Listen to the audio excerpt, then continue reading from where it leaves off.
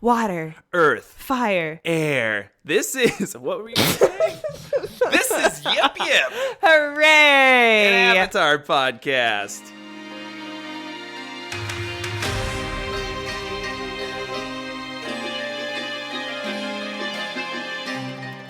Troy, you're growing a beard. That I am. Do you have any recommendations? You are? You can't tell? Like, there's tufts of hair sticking out of his mask. Nice. No, unfortunately, I don't have any recommendations. Do you need to, like, roll your face around in some Rogaine? Yeah, probably. Have you ever tried it? Hold on a second. These. Oh, he's so cute. Okay. Oh, my God. Hey, welcome back to Yip Yippers, an Avatar podcast. I'm Jordan. I'm Katie. I'm Jordan. And I'm T-Roy. I'm still Jordan. What's that noise? That's rain, Katie. That is Oregon sunshine. It is pouring rain. I don't know. There is we're in the midst of a right. storm. It is literally raining cats and dogs. Do you hear that? Get out of here. It's raining cats and dogs. Did you not hear them? That did not sound like raining cats and dogs. It sounded like Jordan beating up cats and dogs. It's like Bigfoot. Does it smell like Bigfoot? So we are... You monster. that was really special. That was nice. So here we are. We're at the penultimate episode of this season of the podcast. Of this really, real long adventure. It has been a nice long adventure. This is our 26th episode. We covered the Southern Raiders. We started this pre-pandemic. Aww. This has been a wild ride, 2020. Man, you start out doing an Avatar podcast, the deadly pandemic hits. Man. Oh, it's not funny, but... And then, it got a lot better toward the end. It's still pretty awful, but, I mean, there's a lot of light coming in through this darkness. So. Oh, yeah, no. People are going to stop talking about the coronavirus once Sozen Comet finally comes. Well, we're almost there. We're almost to the comet. The best thing about the comet is it's almost like injecting bleach right into your bloodstream. Wow. So we covered the episodes The Southern Raiders and Troy's new favorite episode, The Ember Island Players. Let's get into it. What's it going was on? so good. God. No, Southern Raiders. Let's hear it. Yeah, Southern Raiders. Let's hear it. Or do you want to start with the Ember Island? No. We're never starting with the Ember Island. We are chronological here. Okay. What do we think about Katara's revenge mission? I know. I was in full support of it. Why? It just no. If I felt was good. If I was Zuko and Aang and Sokka, I would have totally just been like, okay, I'm very curious as to how you're gonna carry this out. Because quite frankly, as with the times that we're in right now, like no matter how she would have treated the guy, it would not have affected me. Like you personally? Yeah, me that personally. Guy, yeah. She killed that guy. Yeah. Troy sitting here in Oregon is fine. I was like, well, for this show, for how much humor is in it, I'm like, how far will they take the vengeance? I mean, were you surprised how far they took it? Yes. This episode is always uncomfortable because I don't like to see Katara so angry. I mean, rightfully so, but it's like just so intense. And I mean, I think it's done really well, but I'm happy ultimately with how the episode ends. But it's just very tense. It's interesting how everyone has like a different perspective on how to tackle that anger. And Aang becomes very zen in this episode, almost uncharacteristically zen, but I guess it's a part of his growth of, I don't know if Aang is not really validating Katara's feelings in this, but I think it was important for Katara to physically face that man or the idea of that man. Mm-hmm. And I don't think Aang was correct with just, meditating for a hot second and like letting that forgiveness go. I think for Katara's journey, she needed that. And I think Zuko knew that because Zuko's like, oh, I'm going to face my demons too head on. And I think they're very similar in that way. And as a person who's done martial arts for a couple of years, I've even got to say what Aang said made almost no sense. It's just because what Katara is feeling is depression and anger. I mean, she may not have shown her depression, but it was there. And her anger and all that stuff and her resentment. So basically, she's mentally holding a very, very hot rock. And the reason why she needed to see that guy is to figure out how... I was wondering as to when she was going to mentally be able to drop the hot rock. And no, the episode did not disappoint. So at what point do you think she dropped the hot rock? When the shards of icicles were literally an inch from the guy's head, it's like she's strong enough too, but she also had to realize she had to be strong enough to let it go. And that scene's so powerful. It's like stops the rain, and turns those raindrops. I think that's just you being an Oregonian. It's like extra powerful for you. I think so, too. She definitely had an X-Men moment. Oh, which X-Men? Days of Future Past? No, sorry. Yeah, wait. It's the one where we're introduced to Quicksilver and they go into the kitchen and they freeze all the... Oh, nice. That's what I was expecting. But what Star Wars moment?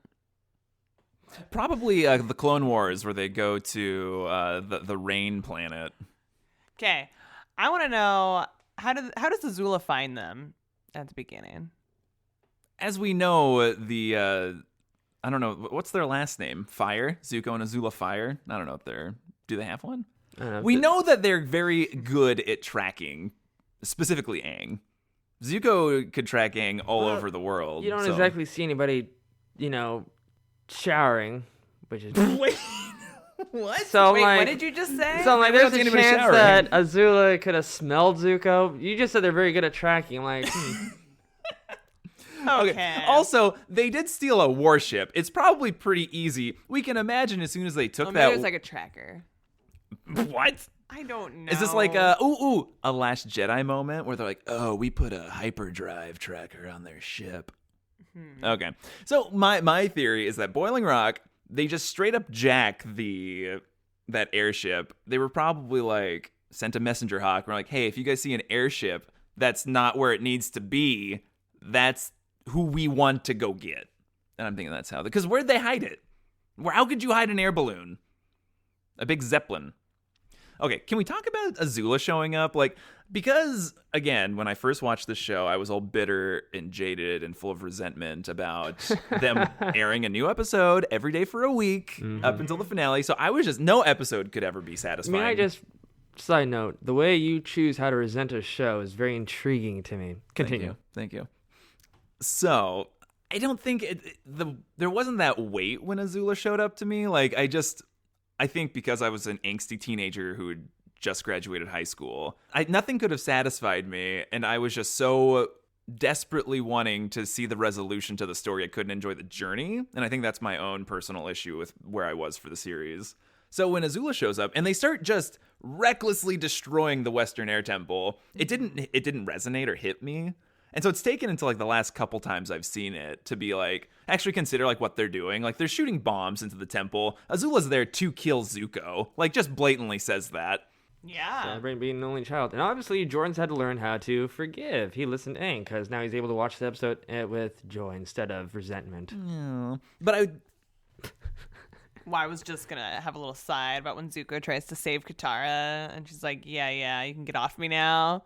I'll take that as a thank you. I know, they're both so angsty. I want to talk about how the Fire Nation's destroying the Western Air Temple, and then Toph and Haru like create a tunnel to get out, but they definitely destroy like an ancient mural to do so, and Aang doesn't say anything about it.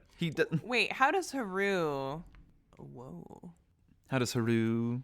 Haru? Well, what is he doing to create the tunnel? He earthbends. Haru does? Yeah. Oh, Haru. I am like, no. Okay, I'm here now. Haru. That's funny. Chitsang, She forgets Hakoda. who Haru is. I'm over here being like, how can you guys remember his name?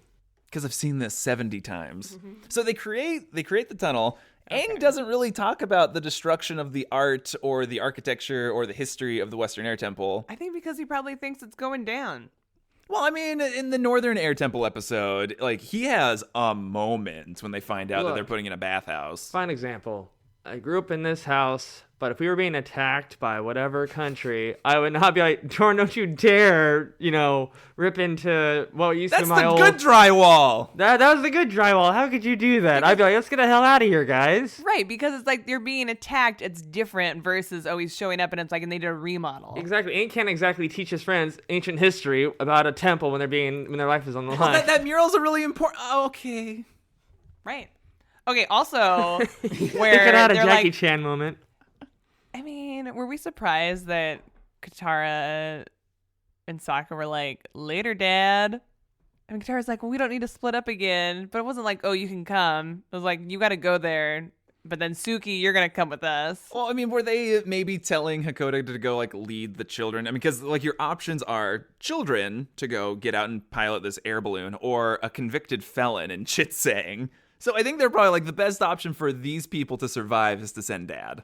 And I think Katara was like, oh, Suki will go too. And then Sokka was like, not having that. He's like, nuh-uh, Suki, you're coming with me. Because Suki runs up, grabs her hand, and then pieces out. Didn't grab the Duke, didn't grab Teo, didn't grab Haru. No, they're going to go hang out with Hakoda and Chitsang, who's on a path to redemption. Now, was there any mention of where to rendezvous later? No, they're just, and you know, they don't have phones. So and Hakoda is supposed to be some sort of military leader. I'm like, what the heck, guys? They were in a moment, as we just addressed. They didn't have time to talk about it. They're probably going to rendezvous. Wait. Whale Tail Island. Okay. Also, Azula's like unstoppable. Can we just talk about that? Where they're fighting. It's the blue and the red. Boom, boom, boom. I don't know. Blue blast off power. Yeah. So we got that going off. Yeah. Then they both fly out of there. Appa and the gang swoop in. And like Katara grabs Zuko. Okay, it was Katara. Okay. Yeah, and pulls him in. So I was like, well, that was big of her. Don't you think Aang would have, Aang being Aang, would have also got Azula? Or do you think they're like waiting it out to see what she was going to do? No, but like the way I look at Azula these days, I'm like, she's like literally like, what if like... She's the T-1000. What if like... I don't know. Oh man, what's his name? Captain Jack Sparrow. Napoleon Bonaparte and Joan of Arc have an offspring. You got Azula. She knows how to work the battlefield. She can thin slice at any given time and moment in battle what to work to her advantage. She's also a great sous chef. Every one of her moves that she's done so far has not surprised me. I know it's very hard to surprise you. You didn't think she was going down when like Zuko's like, she's not gonna make it. I was just like, well, how's she going to get herself out of this one? And then she blasts towards the wall with her stupid flying blue electric cloud. It's blue blast off power, Troy. How dare you? I hate it. That's the part about her that I hate the most. It's so stupid. It's propulsion. It makes sense. Does it? Does it? I mean, Aang can do it with air. Who taught her how to use it? Herself. Have you met Azula? Yeah, but I'm like... She can thin slice. The fact that she's like, I'm falling, might as well just blast my way towards that wall. Can we talk about how Azula is falling in that moment? Like, it is not very elegant. She's like, she's like crumpled up in like a sit-up position, like just circling. She's very graceful at it too. She's coming up with a plan in like a half a second. She's very impressive. But I love that she like shoots herself towards the rock wall and then like pulls out her hairpiece and uses that to like stab into the cliffside. If you were Azula, you would have thought the same thing. Well, I'm not, so I would have died. I would have shot myself into the rock and given myself a concussion. Just you would have fallen down, looked at Zuko, and given him the bird. Like, how dare you? Also, something is like I feel like she's extra motivated, because at this point she had her best friends that semi turned against her or whatever this narrative she has going on, and yeah, so she's going 1,000%, and yeah, she brings a war fleet to take out like 8 people. Mm-hmm. Oh yeah, it's very impressive. Can we talk about Zuko just running out and like trying to stop her single-handedly? Like he's shooting off like fire rockets at these like war balloons. Can we talk about that little second of shock that she got when she found out that he could actually possibly take her on at this point? Yeah, that he kept up. Yeah. That was good. Yeah, no, I think there was some good form happening, and that was nice. She was humbled for a split second. Yeah, Zuko's defense was on point. Like, she's like shooting him. He's like, cutting through like hot knives through butter. Yeah, finally. But Zuko, there's been a lot of like almosts in the beginning of that episode. Like, Zuko, like, underestimating how far he can jump in that moment. Like, trying to, like, crawling on the side of the blimp and then just falling. And then thankfully there was another balloon under the cloud cover. I call baloney. The one pilot is just a little bit late to the party. Sorry, Azula.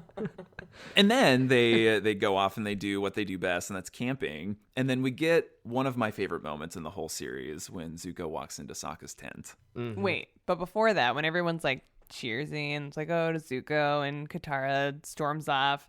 And there is this moment. I do really enjoy Zuko and Katara's chemistry. Exactly. That's why we ship Zutara here. They love each other like brother and sister. No, Aang and Katara love each other like brother and sister. Did you watch The Boy in the Iceberg play? Okay. Okay, and then, so backing up to the dinner, It's like, oh, it's just like old times. And Zuko's like, which is another great line, we can make it like old times and I could chase you around and try to capture you, which was hilarious. And maybe a little too soon. I'm not quite sure.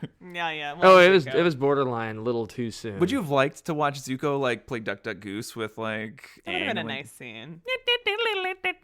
As long as you didn't use that stupid blue propulsion stuff. It's blue blast off power. That's what they could have done instead of going to the play. They could have like reenacted, and they could have just Oh, that was a crazy day we had.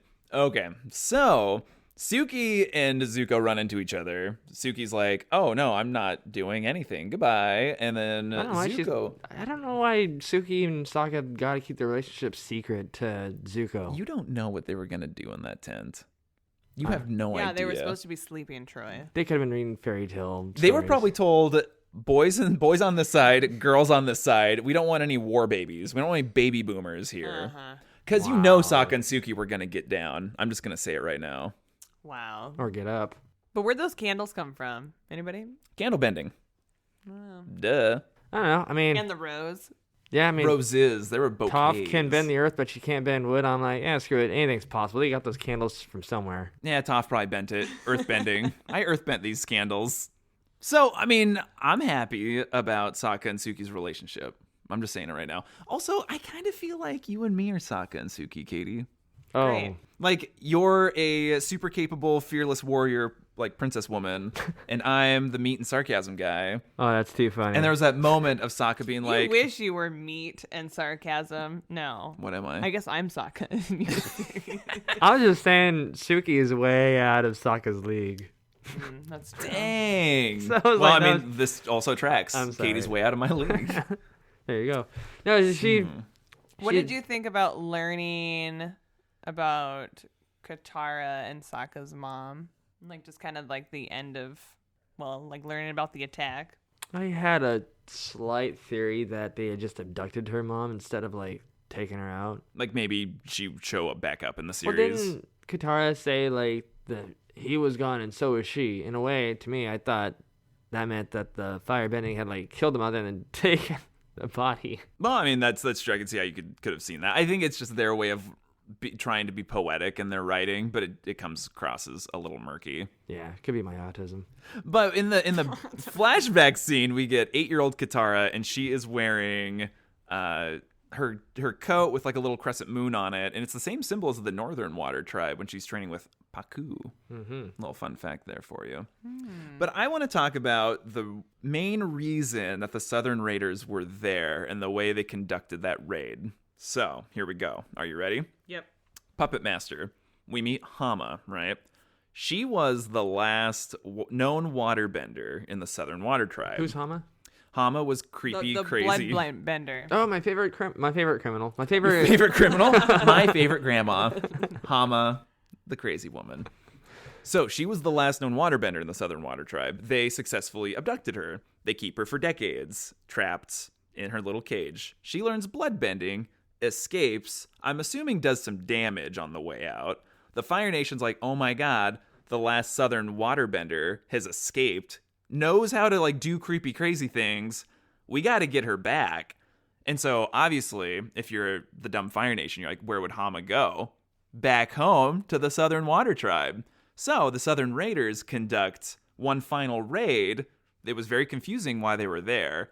They show up to the Southern Water Tribe to get Hama, and that's why Yan Ra, when he's there, he's like, we're not taking prisoners today, because what we know is that they captured all the waterbenders. They never were killing them. They were just capturing them and subjugating them. They were there to kill Hama to get revenge. So that's why they were so hell-bent on finding the waterbender. They didn't know who she was. And so when Kya says, I'm the waterbender, she doesn't say it knowing they're going to murder her. She says it knowing that they're going to capture her and she can live to fight another day, knowing that, you know, Hakoda and everyone can probably get her out when the war is over or something can happen there. Everyone's going to be safe. She assumes they're talking about Katara. The Southern Water Tribe assumes they're talking about Katara because they don't know what Hama's been up to, because as soon as she escaped, she stayed in the Fire Nation. They don't know about bloodbending. So Kaya's mother was murdered by Yan Ra because they thought she was Hama, and Hama is indirectly responsible for Kaya's death. TED Talk over. That was a TED Talk? Yeah, it was my TED Talk. Wasn't very uplifting. But No, don't good. we see that? Doesn't that make perfect I am sense? so sick in the sense that I enjoy watching Katara bloodbend anybody from the Fire Nation. I don't know why. I just think it's very interesting. She's only done it once. She's Twice done if it you count Hama. twice. She's done it twice. And Troy's been into it both times. Yeah, do it. Bend their body. Oh no, like she went from bending water to bending people, and then Toph goes from bending earth to bending metal. What's Aang gonna do? Is he gonna bend the air in your lungs? He could bend people's psyche. Oh. Okay, what do we think about this Hama theory? It's legitimate, and so basically, Katara's mom's name is Kya, which was Kya. the original name for Katara in the unaired pilot. But yeah, her Kya is just basically at the wrong place at the right time. What do you think about that theory, Katie? Did you make that theory up? Absolutely not. I'd like to claim it as my own, but it got very hot on Reddit. I was gonna say you read it on Reddit. Because I was trying to think, when did they find out that she was a waterbender? Katara? Because I thought it wasn't until... As a child, I think. You think in that moment they knew? I think so. Because Katara mentioned she was trying to protect me. So maybe Katara didn't know. I mean, there's a possibility that Katara didn't know, but her parents knew. You know, if she was like doing things like, oh, she's bending stuff. Because as we saw when we first met Katara, she has difficulty bending a fish out of water. Right. I mean, I think it tracks. I think, in a way, like if you knew there was a woman that was a really powerful bender, I mean, I feel like there's a lot of factors. That's why you send in Yan Ra. Takes no prisoners. Well, right, but I feel like it wouldn't just be him. And, like, obviously, if you found this, if you don't really understand how bloodbending works, I don't know. It seems pretty bold to just show up and be like, oh, hey, you're, like, one of the most dangerous benders out there. And Well, he didn't know that was Kai. He went to the chief's home to be like, you got to tell me who this is. And so then, like, the reversal is, like, Kai being like, oh, it's me. And so he was going in for intel gathering, and then she drops the bomb that she's the waterbender. And so Yanra's like, okay, kaka. Wham bam, thank you, ma'am. You could tell he hated his job too. He seems like he kind of enjoyed it in that moment. No. I think there was just some self-hate going on. And you can definitely see Yanra's self-hate when we re-meet him. Like, clearly something happened to where he couldn't, like, really progress with his life, and so he's stuck, like, living with his mother, trying to garden in a peaceful, like, post-retirement life. That's And this, part like, of the whole hostile episode. environment. Oh yeah. I mean, Go to the market and give me some real food! so obviously I think in the end, Katara's like, okay, I mean, this is, like, extreme, kind of just that Katara, even though she lost her mother, she knew love. She's had love and, like, has probably had a more fulfilling life than this sad old man. Yeah, absolutely. I mean, what do we think about Yanra? I think that he has not aged very well. He looked like he was at least somewhat, like, put him together in his Fire Nation uniform, but I thought the animators did an excellent job of drawing the creases in his face from all his years of frowning. That's why I could tell he hated his job, because it shows in his later life. Like, his mouth just looks like it's in a permanent, like, he doesn't look like he's capable of smiling anymore. He's just like, meh. Yanra's, like, his character model is interesting because when we meet him, he seems like a standard kind of middle-aged guy. He's got dark hair. He seems like he's kind of physically fit. We find out that Katara, I guess, was, like, maybe 6, 7, 8 when this raid happened. And then they're only 14 in the beginning of the show. And so it's only been like 6 or 7 years. He has aged terribly. Like, he's graying. He's like this kind of frail little dude. Because apparently he's a sad, empty old man. Yes. And so I'm curious. Maybe he was forced to retire. He Ugh. didn't want to. Well, I did have this moment of, like, considering Yanra and thinking that, right, he was sent to murder the last waterbender, and maybe he didn't really relish in that idea, didn't really want to do it, and so you kind of feel for him in that way, like he was asked to do this thing and he carried it out, and so maybe it weighs on him. Maybe he needs, like, to have some self-reflection. I mean, that's what you can say about a lot of military people and just different orders. I mean, even, like, more extreme too, like nurses, doctors. I mean, like, when you're doing when you have to do a task that maybe you don't agree with, but it's your job. And that's when I had this moment of like, oh, how is Yanra going to recognize Katara, who he hasn't seen since she was a child? And it might be because theoretically this is like the only person he's like murdered in cold blood. And so, yeah, maybe it was like a really like very vivid memory for him, this like traumatic, disturbing thing. Or on the other side of that, maybe Yanra's just a sociopathic monster. I think we'll go with the first one. Okay, switching gears. After Sokka tells Zuko, right, since Zuko like leaves the tent, but then Sokka leans out, does the Suki call, but like Zuko's still there. It's like, what is happening? But then the next day, was it the next day? I don't know. At some point, did you guys see that like Sokka was doing like a flower chain, just a flower crown? I did read something that maybe he was making a lay because maybe he got laid. I think that's BS.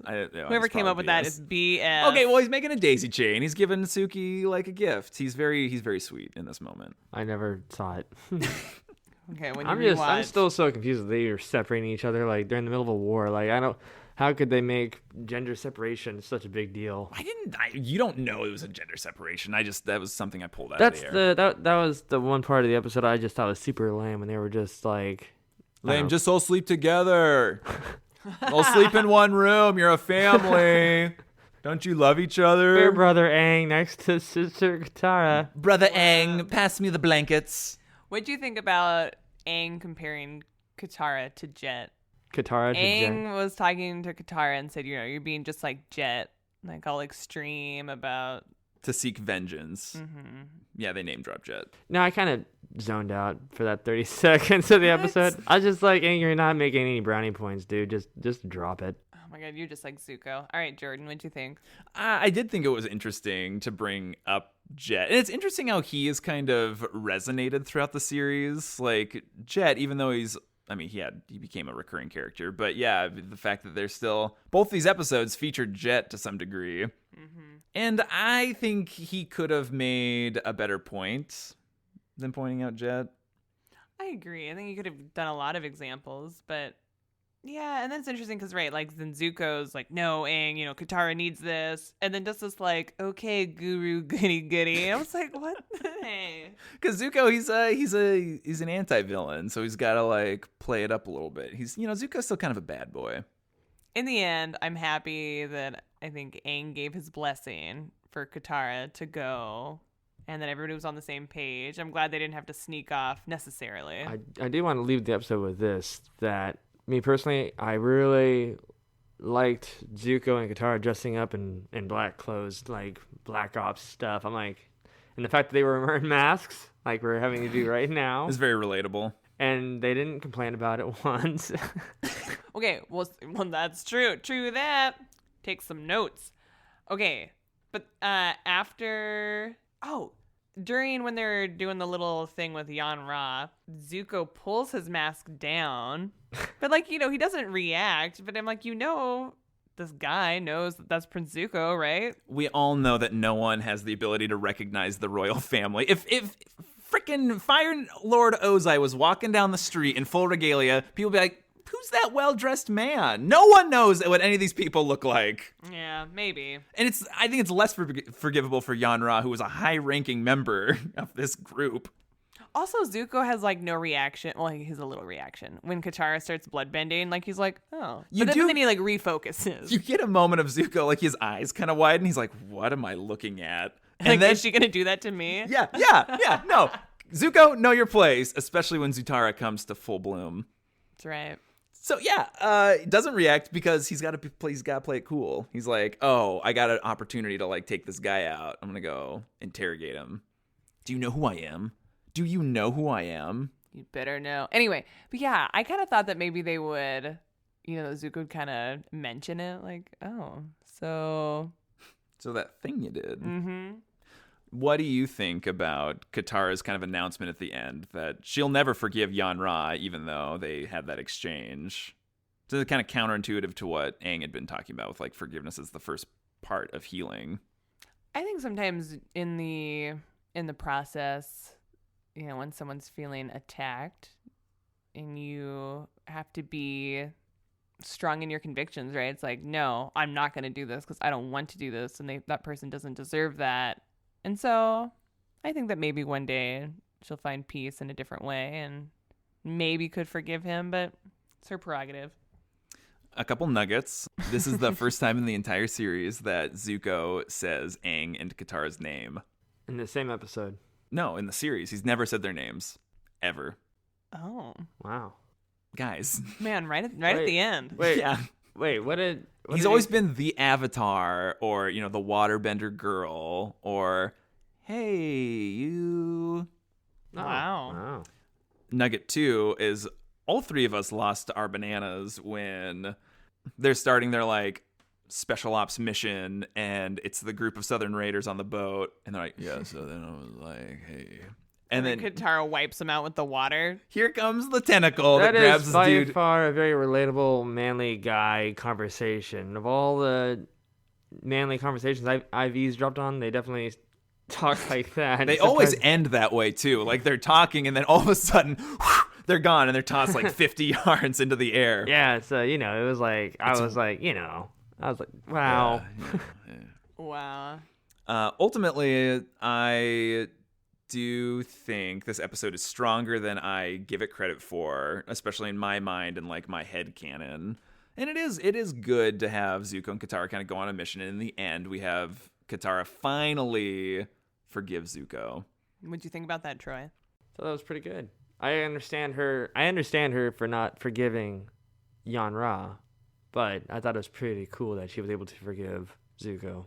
And so, yeah, more than anything, I think this episode is important for her ability to kind of move on in that way and to not look at all people from the Fire Nation as being intrinsically evil. And so this could help the bond of the group going forward, to not have the weak link of Katara and Zuko's relationship.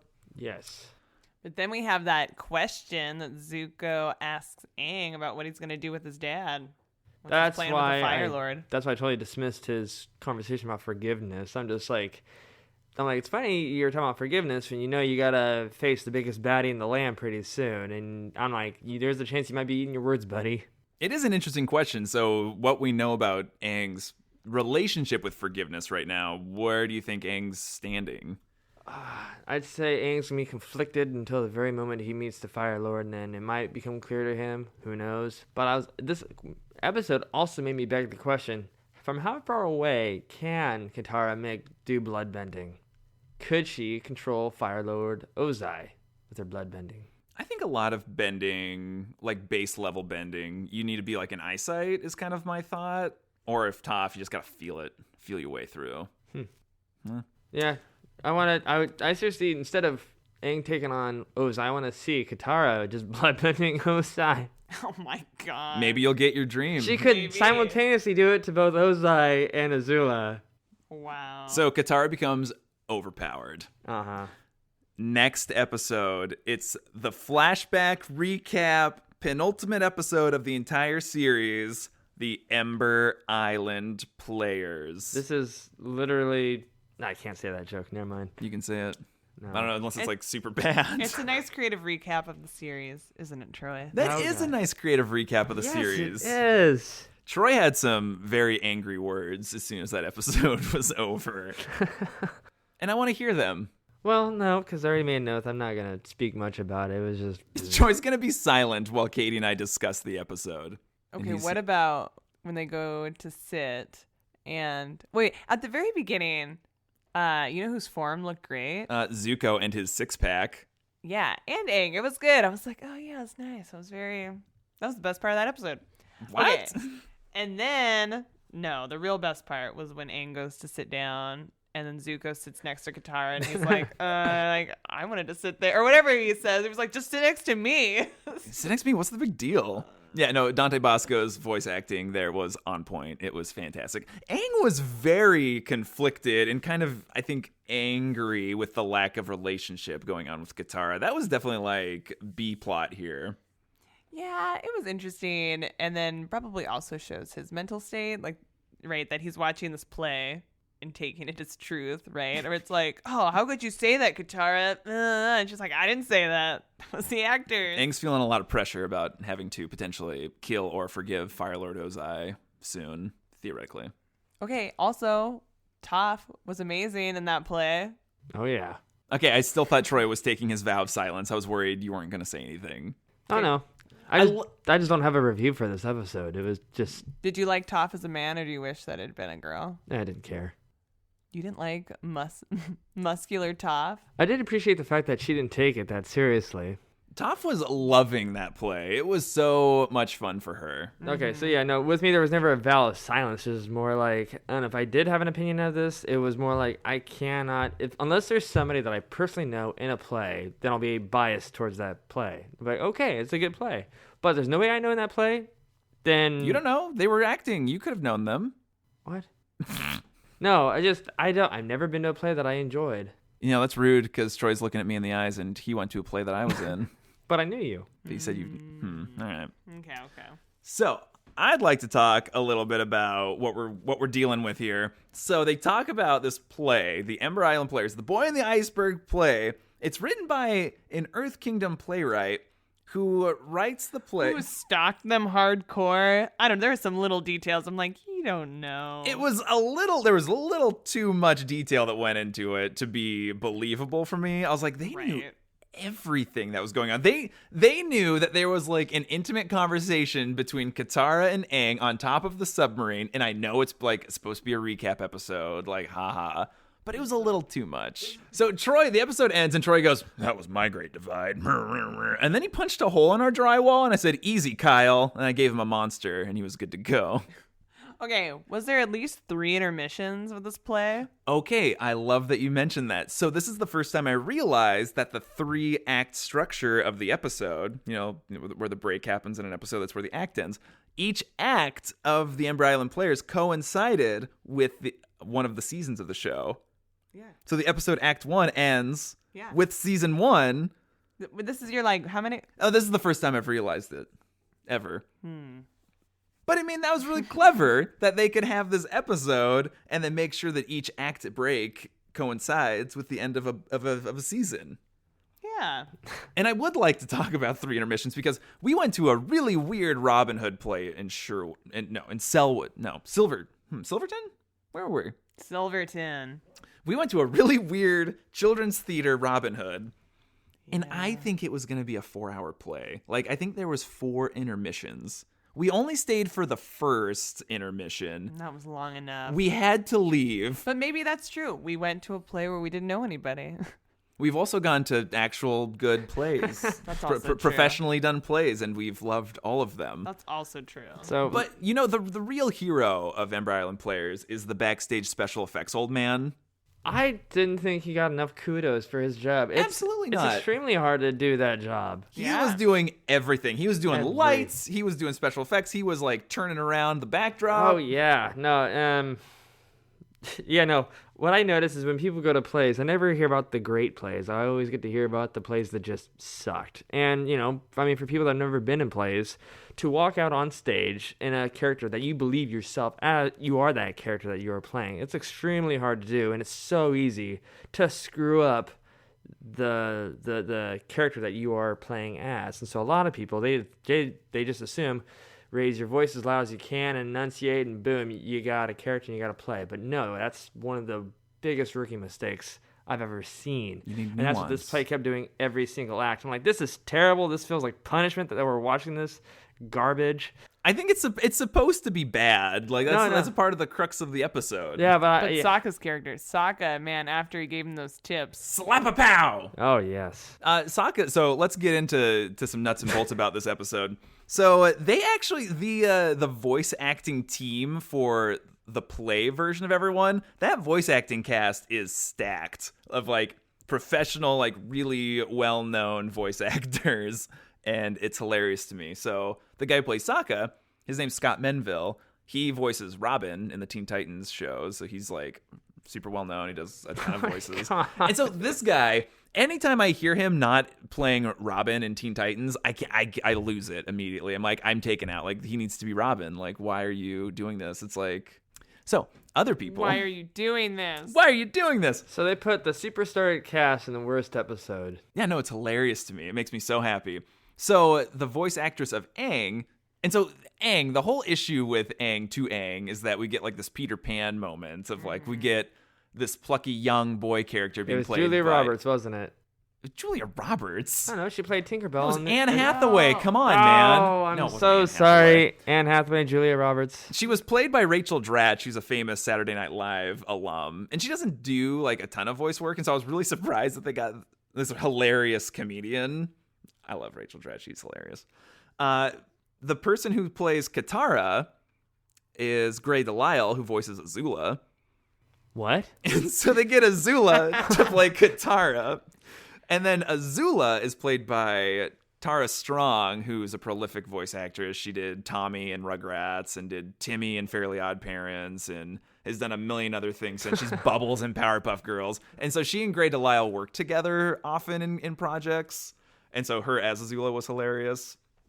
Iroh and Toph are both voiced by John DiMaggio, who's one of my favorite voice actors of all time. He does Bender in Futurama. He's Jake in Adventure Time.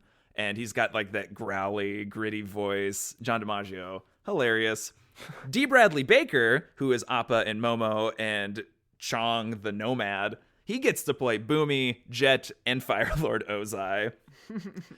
And then my favorite casting choice of this whole Ember Island Players is the voice actor for Zuko. Play Zuko is Dante Bosco's older brother, Derek.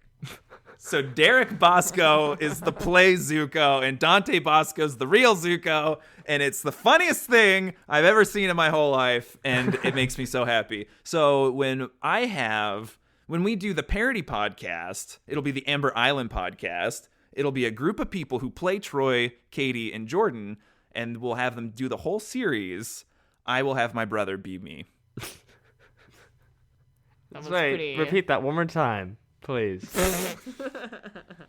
I will not. Okay.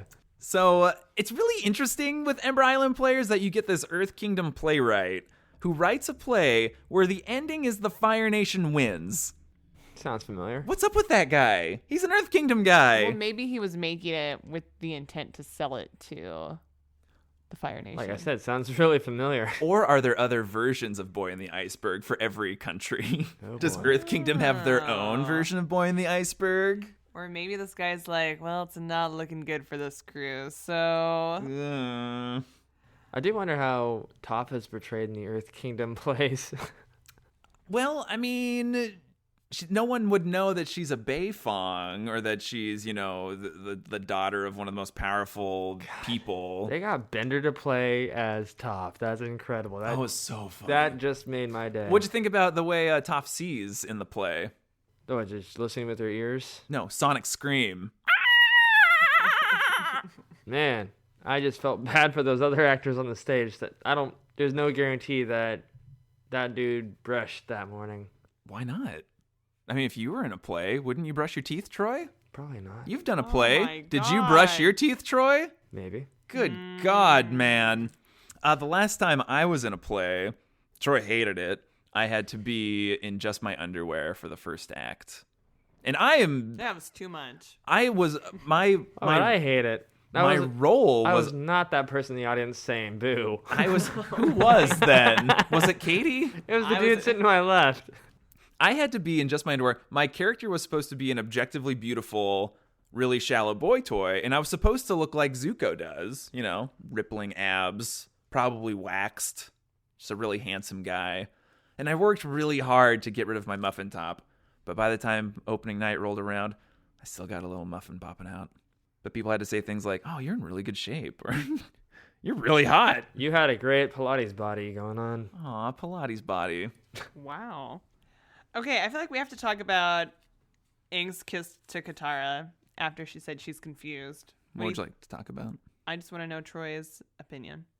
Aang's kiss to Katara while she's being confused. She went outside to check I on was him. confused with Katara's reaction. Why? How can you get a kiss from Aang during that one invasion and be all rosy cheek about it, like very flattered, and then when he kisses her at that play, she's like, "I'm so confused." I'm like, "Really, Katara? Really?" I don't know. This whole time I just assumed she had strong feelings for him, and that was like the best time for her to express that those feelings. But During the play? yeah, knowing that he'll be facing the Fire Lord soon, I'm almost feeling like now or never, Katara, but whatever.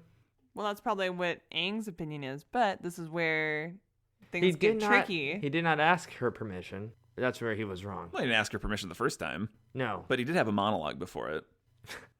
But it's not the fact that she said she was confused after. It's the fact that she was like, I'm confused, before. And that wasn't an invitation for him to... He's like, oh, you're confused? This'll clear your mind. Right. What do you think? I do not appreciate Aang's act to recklessly kiss her when they weren't. That wasn't like where the conversation was going. Like both these parties were kind of stalling, and it wasn't going in the direction Aang wanted. And so he thought he could bend like the events to his will by kissing her, and it was super inappropriate in my opinion. But also he's 12. I know, and I kind of also wish that they could have hashed it out after the play, but whatever. Maybe they did off camera. But also, just the 2 episodes we watched, you don't really get like the sparks flying with Katara and Aang. It's mostly like Zuko and Katara definitely have chemistry that they're working on. Yeah. No, and it was just like Aang's own like insecurities. It just like didn't come from a nice place. I just feel like it was like, oh my God, like you're into Zuko because I just watched this play, but kiss me. It was definitely out of desperation, not out of like I love you. Yeah, so it was just like dirty. I didn't like it. Yeah. Okay, but what I did like was when they had the ribbon firebending. Yes. Do you want to work on that? You want to do a little ribbon firebending? I've danced with ribbons before, so I was like, oh yeah. Oh, you have. Yeah, I have. I really appreciated little details in that episode, like with the ribbon, like when Aang goes Avatar State Yip Yip, and then like all the glowy lights come on, and actor Azula throws the lightning. You see, they animated actress Aang opening her eye to grab the ribbon that's being thrown at her, and that was just fantastic. Very good. Also very good is, did we notice that Aang's hat was the same one that Shu wears from The Painted Lady? No. That crazy guy who's like, have you met my brother? Yeah. Have you met my brother? So maybe Aang was one of Shu's brothers. Maybe this whole thing's a dream and we're all hallucinating. What about that intense ending? What do you think about the foreshadowing? Oh, I'm trying to think of which ending you're talking about. Where they just the ending of the play. Oh, where they declare Ozai the winner or whatever. Well, I mean, so when Sokka is like, "Oh, the episode, the play is over. We've reached the present," and then he's like, "Or this is the future," and then you get like Zuko and Azula on stage fighting, where Zuko presumably dies, and then Aang and Ozai fighting, where Aang presumably dies with the power of the comet. Yeah, no, I thought that was interesting.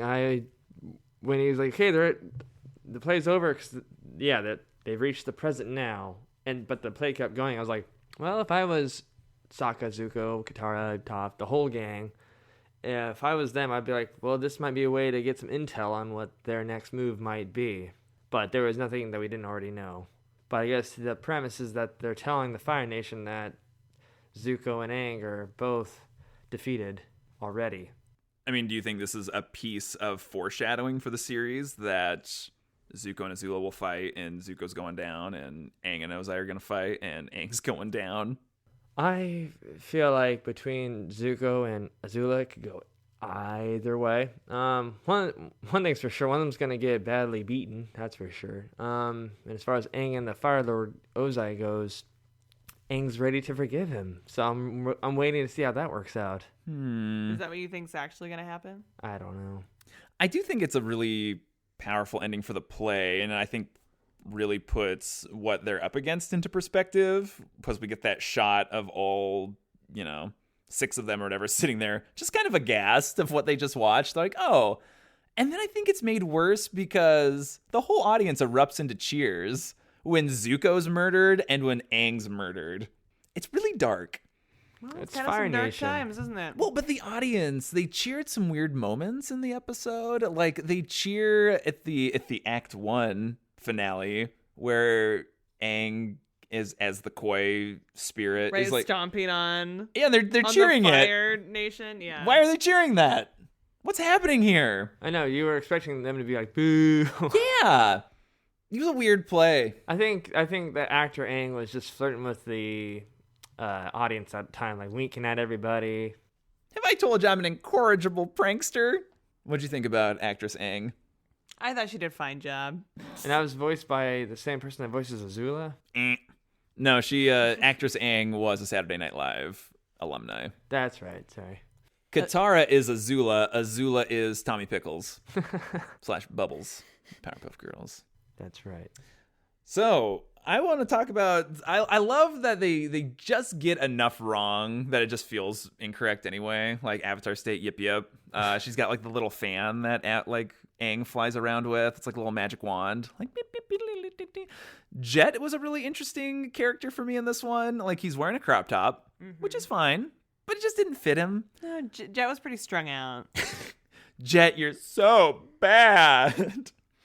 And then Jet, instead of his like twin hook stores, he's got like Captain Hook hands. Did you notice that? Yeah. Aye, that's me hook. And then I love the point where they bring it back, like whether or not Jet died, when they like they drop the rock on him and he like slides under it, and they're like, oh, Zuko's like, did Jet just die? And they're like, oh, it wasn't very clear, which is a hilarious homage to whether or not Jet died. Katie did a play in high school. Katie did a play called The Wizard of Oz. Never heard of her. And the actress that plays Dorothy, Judy Garland. Shush, Horton. No, the actress at the Potomac High School where the play was being held, who plays Dorothy. They do a scene where the witch like supposed to shoot the stage on fire, and then disappears. Yeah. For the next act. Well, the actress who plays Dorothy falls down. The curtain comes down and it lands right on the actress's legs, like. So from her knee to her ankles, like still like hanging out on the stage, and she has to like very subtly like drag her legs back inside the curtain. That happened. That happened. Well, see, we were in it. We didn't see and it. it was opening night, so they had a really tight budget. By the time we went back for the last show, there was no mistakes. The What's that to do with the budget? Huh? What's that have to do with the budget? There was no budget. A tight budget on the first night. The budget ballooned by night 3. Let me tell you, we got a benefactor. We had pyrotechnics. Someone turned into a dove. Still haven't found him. Yeah. No, Wild. that's what reminds me of is like actors Ember and Island actresses. Players. Tillamook High School theater production, Ember Island Players. I was in The Wizard of Oz also, and it's the moment where Katie's parents decided that they wanted me to court their daughter one day, because I was so angry, and I was very angry in that play because I was supposed to be cast as the Scarecrow, the Tin Man, or the Lion, but I didn't. I got cast as the frickin' wizard. Yeah, and he's very jaded. But that was my first time doing a play in high school, and I could only be the ensemble because, talk about being jaded, I didn't even get an opportunity to audition for any other part because it was all pre-selected. So take that, Jordan. Yeah, I'm still So mad. if anybody should be, at least I was lead munchkin. So Yeah, you were leading Munchkin, and you played something else. You played someone else, didn't you? Yeah, no, I was Tree, and I was Tree. and Flying Monkey. Tree my beard God. or just Tree? I don't know. We ends must So, Tillamook High School done did all three of us wrong. Oh. Starting with the plays, me with special ed, like, man. That is like your third comment. You want to talk about it, Troy? No, I'm pretty That's a jaded. different podcast. That's a different podcast. Okay, out of everyone in the Ember Island Players, who was the best actor?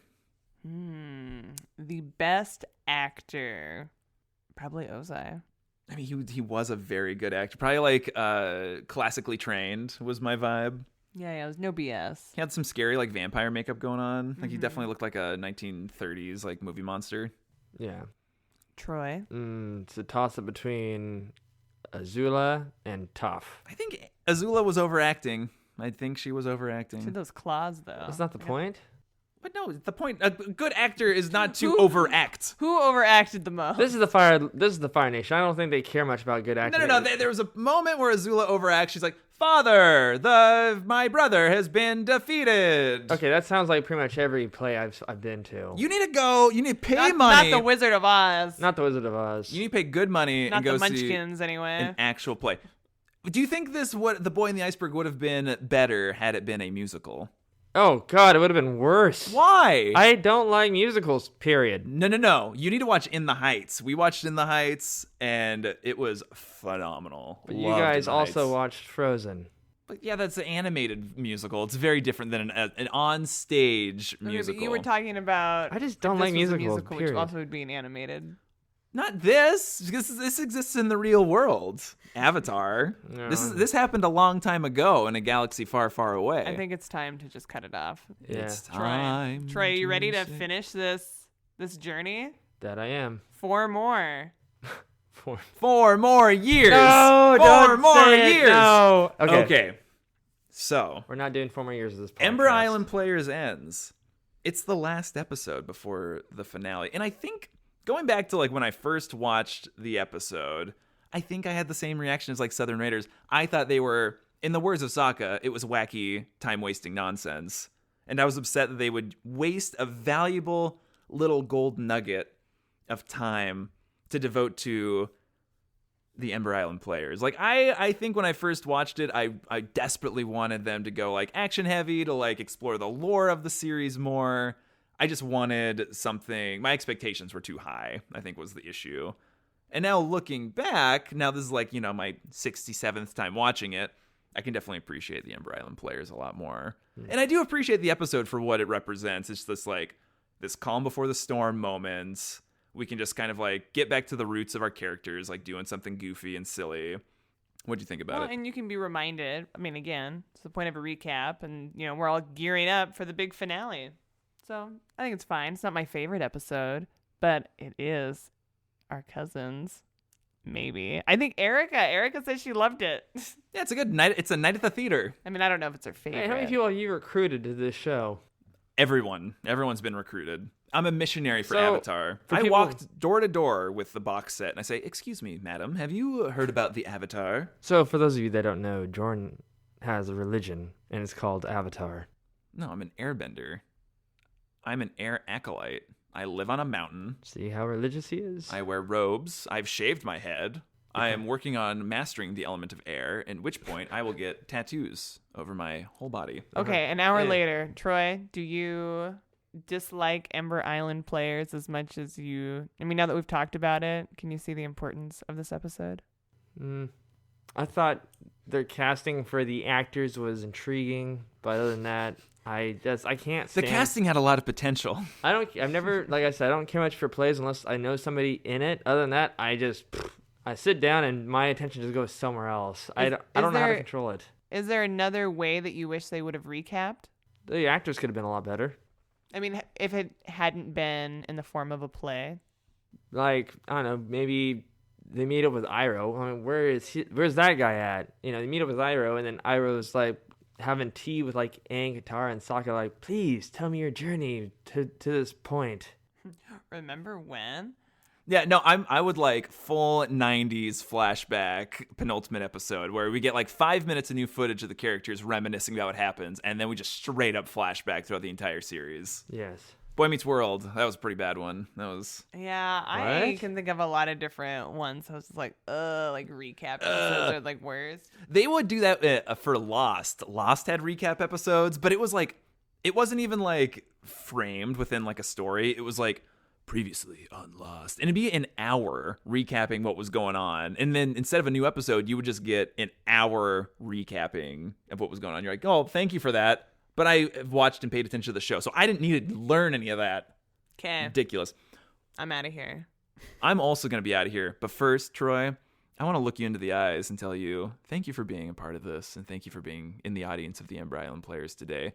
This is the last light haha moment we're going to get because the countdown to the comet has ended. We're now at the 4-part series finale. Sozin's Comet is what it's called. And by the end of it, I will not have any fingernails left over. because I'm going to rip them off is some sort of weird form of torture. You gotta get those underwear to hold on to. Yeah, Oh, I've got yeah. a pair you can hold on Or to. socks. Socks. What's going to happen? What's gonna happen? Probably next time I'm just gonna bring over like a resistance band and like I don't know, a wrist weight. We got fake cheese up there you can hold on to. Not like Kraft fake cheese, but like it's a piece of styrofoam. Jordan, It's a this cheese stress tastes so cheese. dull. What is it? Ugh. No, Troy, what's gonna happen? In the series finale, I think it'd be interesting if Katara faced those two older ladies from the Fire Nation. and they're like talking in proverbs, and Katara's like trying to like bloodbend them, but it's not a full moon. Oh no! And they're all saying like, "Our feet hurt. What are you doing?" Are there going to be some battles you expect? I actually was hoping that when Azula and Zuko were battling and getting closer to each other, like they were gonna he was gonna catch her fist in midair, and he was gonna catch her fist in midair. I hope they do that in one of the episodes leading up, like finding out, like, no, they're actually at the same level of strength at this point. So you think Zuko and Azula are head to head? I don't think they have a choice. What do you think about Ozai? God, I hope he gets a haircut. Ozai? Yeah. Like a. That's the battle, a haircut battle. Aang's like, I got you beat. I'm taking you to the barber. All right, kids. This has been fun. I'm freaking out a little bit to watch among my favorite episodes. He's always freaking out. No, but he's been waiting to freak out for this finale. Yes.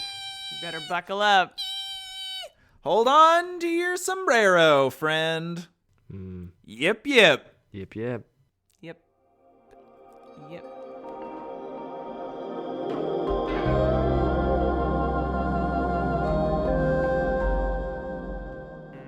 Testing. Troy, can you hear Troy? Can you hear Troy? Can you hear it? God, you're so loud. God, you're so loud. All right. Can you feel it? Troy? Troy? Yes. Yes. Yes. Yes. Hola. It's been a while since we've done that.